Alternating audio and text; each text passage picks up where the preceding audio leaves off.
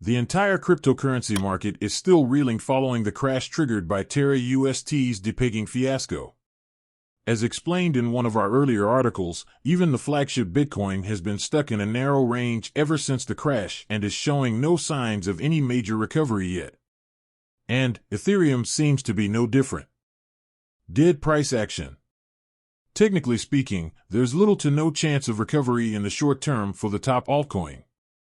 In fact, a closer look at the last few weeks shows that it is currently in the process of jumping about in a descending triangle, and a convincing breakdown below the bottom trend line can have catastrophic consequences.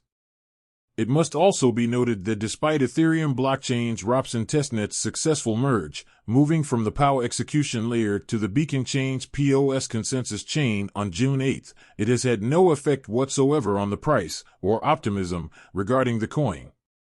Thus, even though there's nothing wrong, ironically it seems, people are beginning to fear the market and especially its volatility. Say what? Yes, this could be one possible answer from a variety of reasons that could be behind Ethereum's lackluster performance on the charts.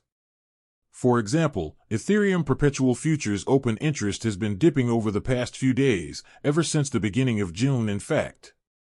It suggests that derivatives traders are cutting down their exposures to the asset, fearing, most probably, oncoming volatility and mitigating some of the risks.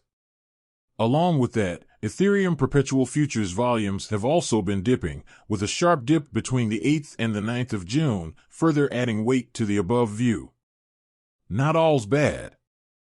Despite the poor reaction of prices to the first successful merge on the Ropsten testnet, ETH 2.0 staking has been stable.